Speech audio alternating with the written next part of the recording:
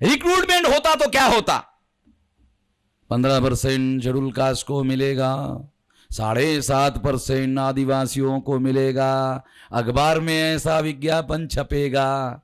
अगर रिक्रूटमेंट होगा तो 15% एससी को मिलेगा, 7.5% एसटी को मिलेगा। यदि रिक्रूटमेंट होगा तो उल्टा उल्टा सुनो, अभी रिक्रूटमेंट नहीं होगा, रिक्रूटमेंट नहीं होगा तो क्या होगा? 15% एससी को नहीं मिलेगा, एसटी को 7.5% नहीं मिलेगा, 27% ओबीसी को नहीं मिलेगा। इसका मतलब है संविधान में रिजर्वेशन आपको दिया हुआ है और प्रैक्टिकल में रिजर्वेशन गायब हो गया। प्राइवेटाइजेशन में रिजर्वेशन को गायब कर दिया गया। इसका मतलब है प्राइवेटाइजेशन ने रिजर्वेशन को जीरो बना दिया।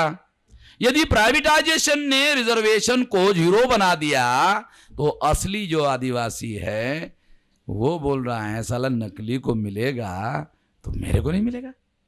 इसलिए अगर मैं असली नकली आदिवासी का मामला खड़ा कर दूंगा तो मेरे को फायदा होगा।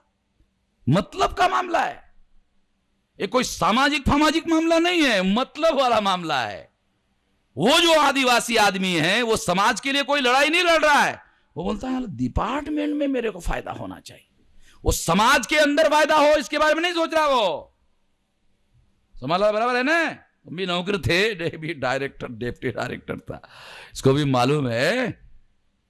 मैं तो सारे देश भर में बामसिफ कर्मचारियों में काम करता हूं तो मुझे सब मालूम है। तो इस तरह से ये जो परिस्थिति है, ये परिस्थिति नकली और असली का जो झगड़ा है, ये झगड़ा लगाया हुआ झगड़ा है। उनको पूछो भाई कितने परसेंटेज नकली है, कोई आंकड़ा बता सकते हो? कोई आंकड़ा नहीं। अच्छा सरकार को मालूम है? आपको मालूम नहीं तो सरकार को है। यदि सरकार को मालूम है तो सरकार कार्रवाई क्यों नहीं करती है? फिर तो तुम्हारा मामला नहीं है। यदि सरकार को मालूम है तो सरकार को कार्रवाई करना चाहिए, और फिर तुमको आदिवासियों को लड़ाई लड़ने का कोई मतलब नहीं, सरकार को कार्रवाई करना चाहिए। आदिवासियों को लगा दिया।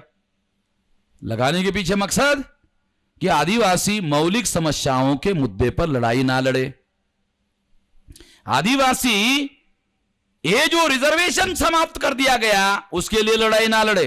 अगर समाप्त करने के मुद्दे पर आदिवासी लड़ाई लड़ेगा फिर तो ब्राह्मण के खिलाफ में लड़ाई शुरू हो जाएगी, और ब्राह्मण के खिलाफ में अगर आदिवासी लड़ेगा तो फिर तो साला मामला खड़ा हो जाएगा।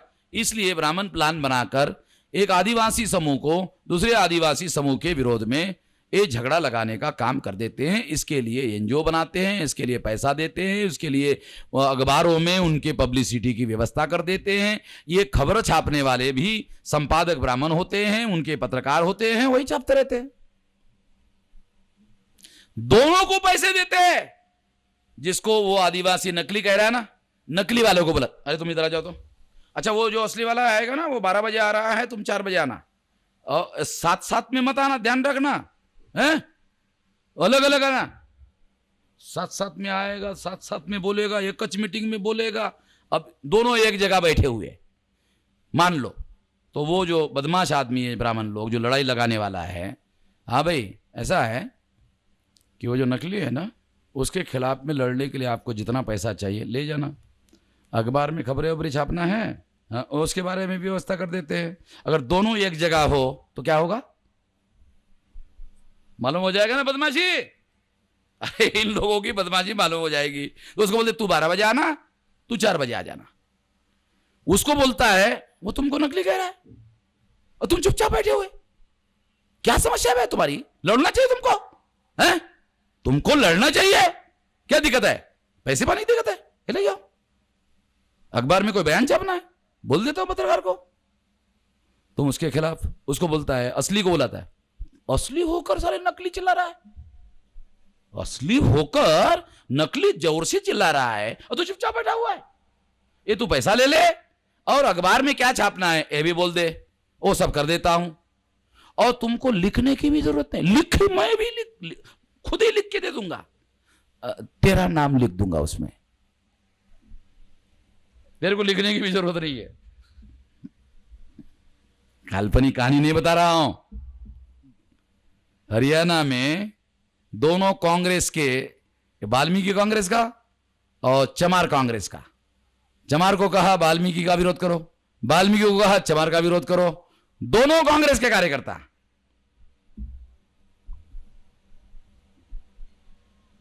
और ये असली नस्ली वाले भी संभवतः है कांग्रेस में हो सकते दोनों। क्यों भाई सोमालाल?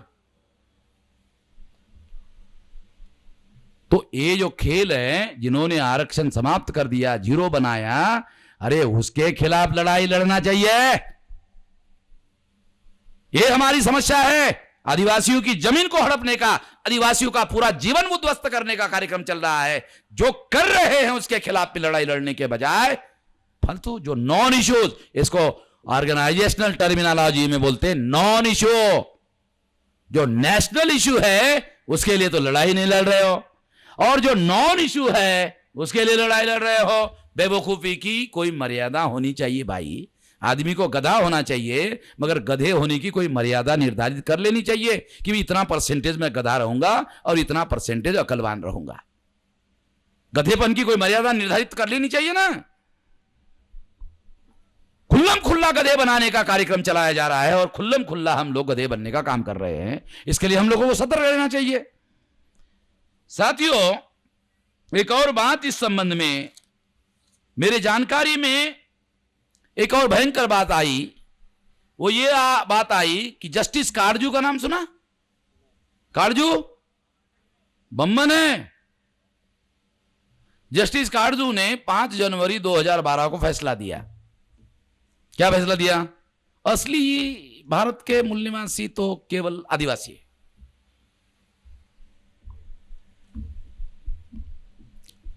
रियली उस साले पंडित को आदिवासियों को बहुत ज्यादा प्रेम है? रियली सही मानते हो? वो काटजू को जो पंडित है उसको वास्तव में आदिवासियों के प्रति प्रेम है, इस वजह से उसने ऐसा फैसला दिया। उस फैसले का कोई मीनिंग है? हम लोग सारे देश भर में सारे लोग मूल निवासी है, ये जो बताने का अभियान चलाया, उसके बाद में उसने ऐसा फैसला दिया। काहे के लिए दिया? कि आदिवासी हमारे सुप्रीम कोर्ट का आधार लेके बोलेगा, सुप्रीम कोर्ट ने ऐसा फैसला दिया इसलिए हम ही मूल निवासी है, और हमारे अलावा जो सारे हैं वो सारे सारे विदेशी है। इसका मतलब आदिवासी अगर ऐसा बोलना शुरू करेगा, शेड्यूल कास्ट भी विदेशी है, नॉमेडिक ट्राइब भी विदेशी है, एमबीसी भी विदेशी है, ओबीसी भी विदेशी है, ब्राह्मण तो है ही है, ये सब विदेशी है। केवल 7.5% ही मूल निवासी है और बाकी 92.5% विदेशी है।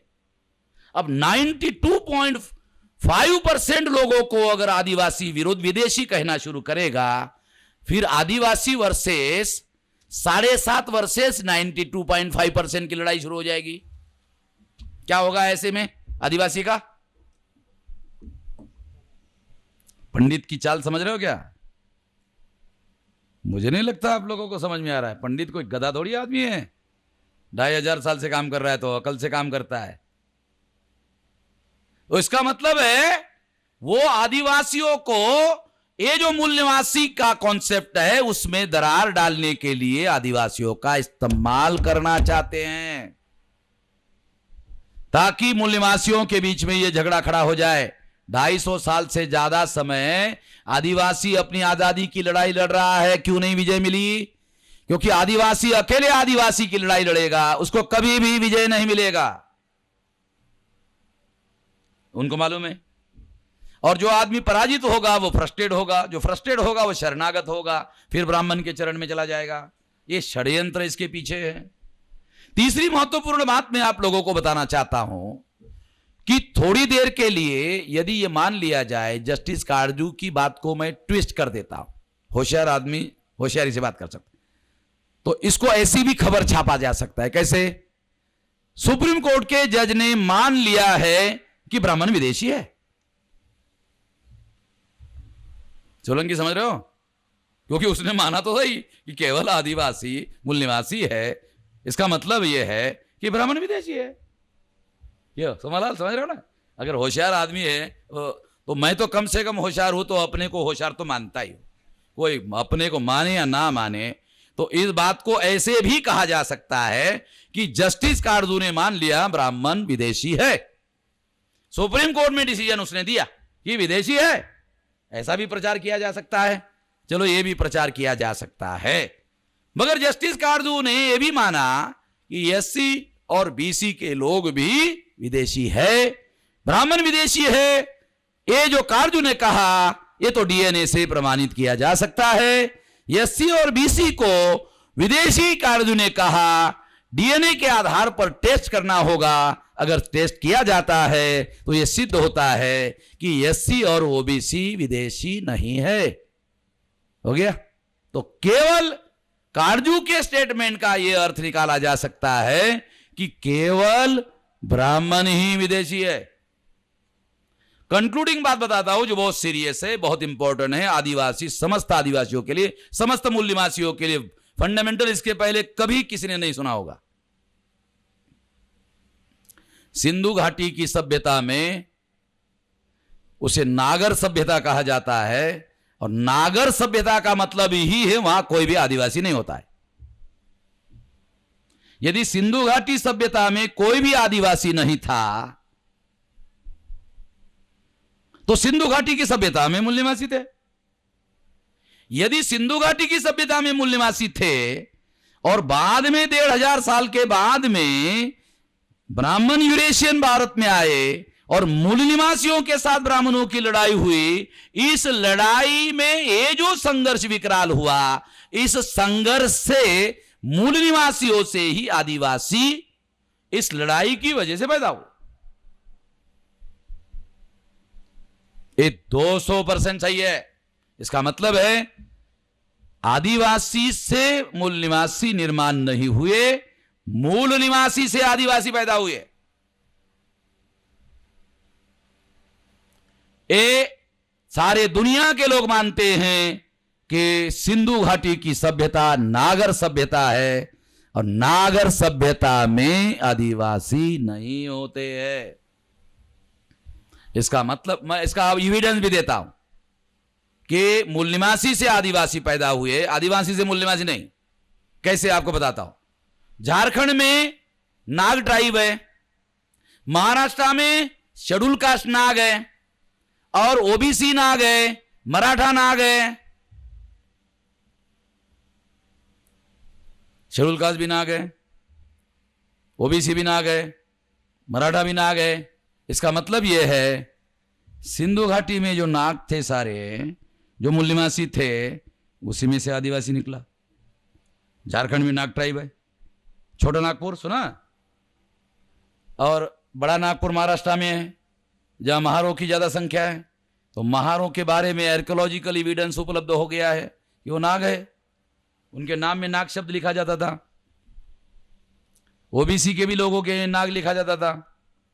मराठों का कुल देवत जो है नाग है, उनके घरों में मंदिर है नाग।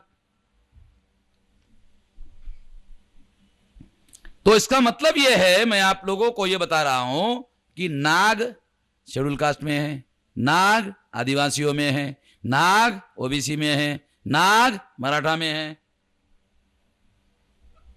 तो इससे प्रमाणित होता है कि मूल निवासी से आदिवासी पैदा हुए। हिस्टोरिकल बात बता रहा हूं, और यह बात मैं पहली बार बोल रहा हूं, बहुत चौंकाने वाली बात है और बहुत फंडामेंटल बात है। इस पर मैं सारे देश भर में बहस चलाना चाहता हूं। इससे हमारे लोगों के इतिहास पर नया प्रकाश पड़ेगा जो बहुत अहम है। और ये जो चालाकी ब्राह्मण लोगों के द्वारा की जा रही है, इसको हम लोगों को काउंटर किया जा सकता है। आखिरी बात, एससी एसटी को रिजर्वेशन इन प्रमोशन देना, ओबीसी को रिजर्वेशन इन प्रमोशन इनकार करना। इससे क्या होगा? इससे एसटी एसटी को रिजर्वेशन इन प्रमोशन मिलेगा और 52% लोगों को ऑफिस में रिजर्वेशन इन प्रमोशन नहीं मिलेगा। तो क्या होगा? ओबीसी रिजर्वेशन में हमारे साथ खड़े हो जाएंगे, और जब रिजर्वेशन इन प्रमोशन का मामला आएगा, ओबीसी ब्राह्मण के साथ चला जाएगा, और फिर एससी एसटी का वर्सेस ओबीसी का लड़ाई होगा।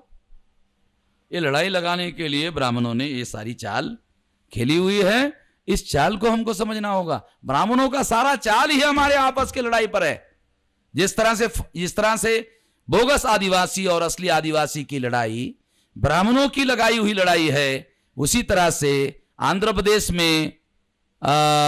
प्रदेश में माला और मादिगा शेड्यूल कास्ट में लड़ाई लगा दिया।